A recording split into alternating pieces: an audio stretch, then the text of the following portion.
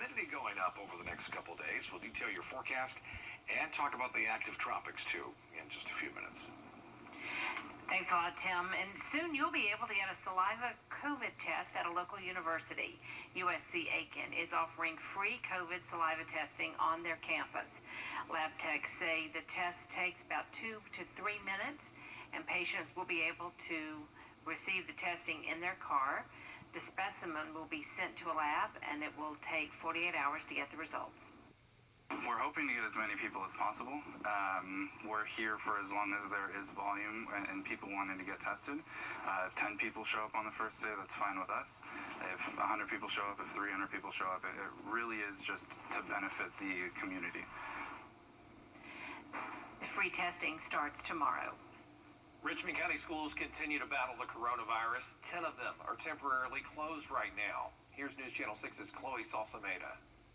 For the next 2 weeks, those doors to Terrence Manor Elementary School will be closed. It's one of 10 schools here in Richmond County that is closed due to COVID-19. But it's not because there's been a spike in cases.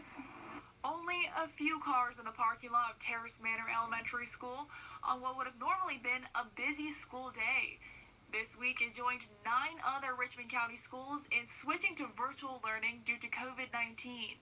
Anytime that we close a school, it's a decision that's not taken lightly because it impacts our students and impacts their families.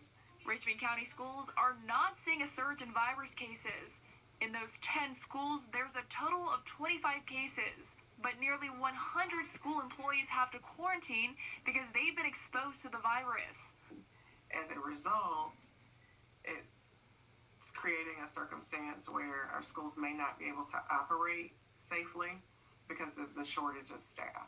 That staffing shortage is why the district is beefing up its hiring of substitute teachers. But many substitutes are choosing not to take the job because of their age and health. You know, many of our substitute teachers are retired teachers. Many of them have chosen not to come into the school, and I don't understand. The school district has battled coronavirus since it reopened its doors in September. It's implemented social distancing and requires masks, but continues to have cases. This is a great example of having to learn to coexist with COVID. Schools in neighboring Columbia County currently have less cases than Richmond.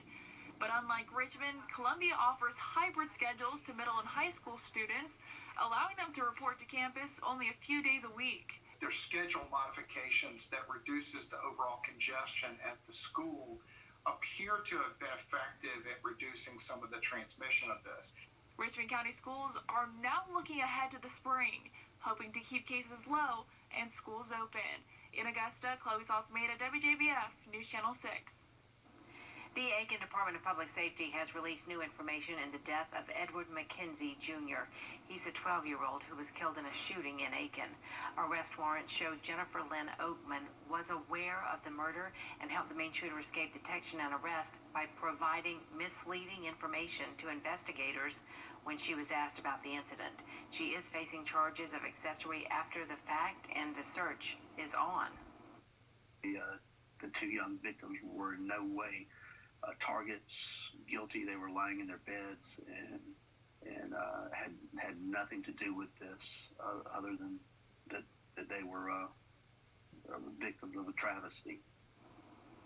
And there is at least one unanswered question about the case. Who was the intended target? Officials were not able to speak with us today, but we do hope to have an answer soon. Some Richmond County residents now concerned about safety on Deansbridge Road after 3 deadly accidents in the last couple of months. News Channel 6's Dearnisa Jefferson has that story. 2 pedestrians were hit and killed on this block of Deansbridge Road, and another killed just a few blocks down on an intersection that's becoming increasingly dangerous for pedestrians. My friend got killed. About a month and a half ago. One died at 10 in the morning, one died at 3 in the morning.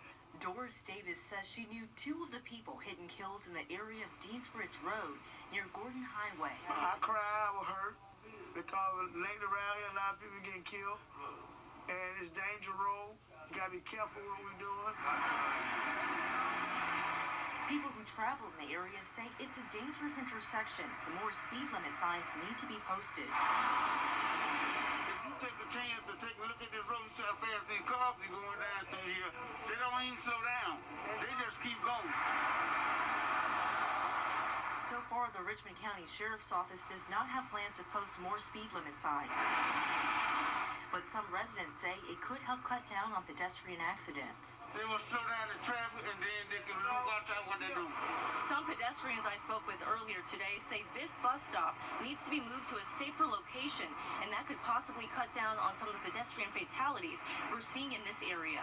Reporting in Richmond County, Denise Jefferson, Wjbf, News Channel 6. Augusta city leaders are expecting to see reform